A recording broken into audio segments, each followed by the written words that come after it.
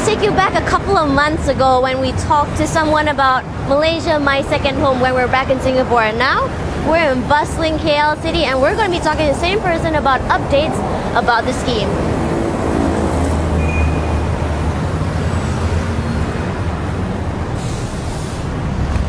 Hi, John! Hey, hi.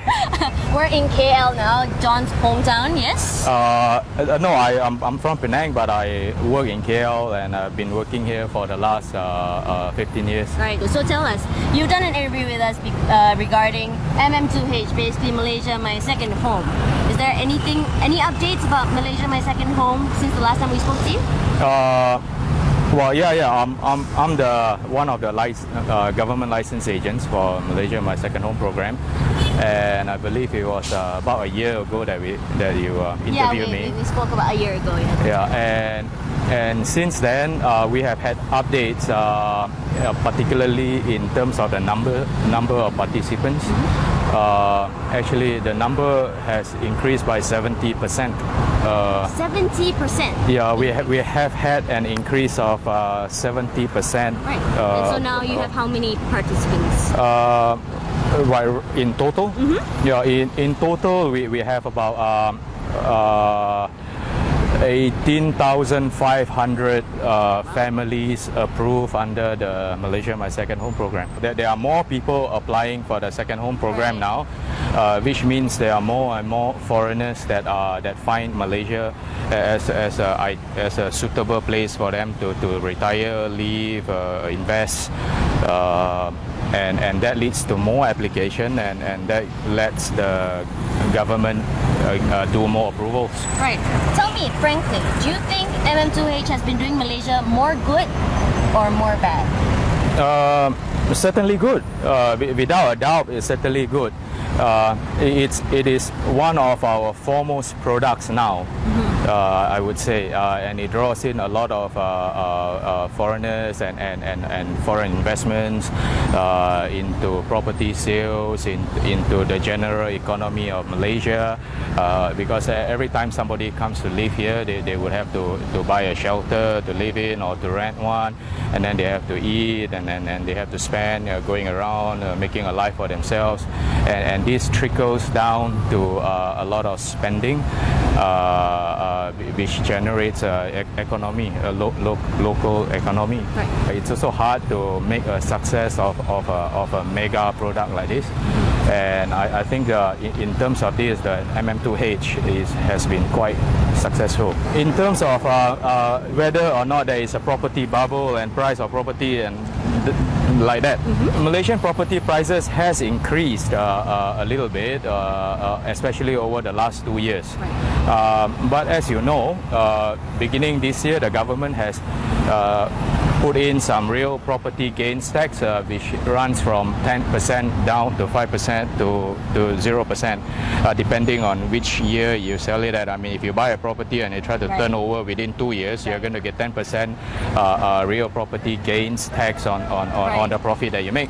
You know, soft, gradual measure like this has sort of cooled down the prices that were rising, and I think for the last 6 months or so, prices has generally stopped.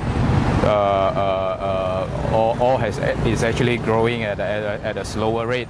We didn't have the danger of a property bubble before, not Malaysia, unlike countries such as, for example, Singapore, which witnessed a big jump in the average price of the properties there, and that contributed to the price bubble.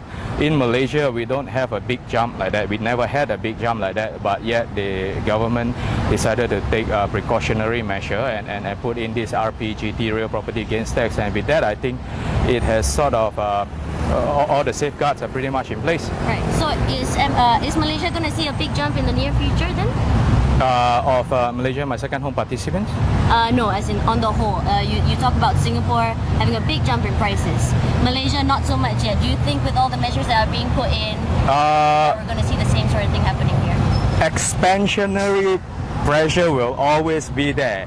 If a country does not have expansionary pressure, then I think there's something going wrong with it at the moment. So we would always have expansionary problems or inflationary problems, just like every country in the world.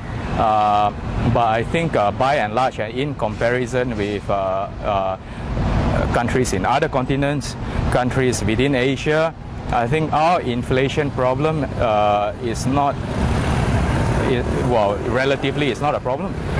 And It's okay, we're being distracted by the rain. We're being rained on here in KL. yes, getting all natural. No, I know, it hasn't been too nice for us here in KL since the time I touched down. Well, anyways, I think thank you so much for addressing the issues. And if you have any questions that you want to ask John about MM2H as well, you can contact us. John, you know we have a Facebook page now? Yeah, I believe I've seen that somewhere. Somewhere. It's facebook.com/ICPropertyHunt. And we have a Twitter feed as well. Go and like it right now. And you want to ask him questions? Ask us and we'll ask him and we'll get him on camera again. And then it's a reason for me to come to KL again. Yeah, that's right. But maybe when it's just not raining, yeah? It's very all natural and raining now. I know, and it's all greeny, yeah? Yeah.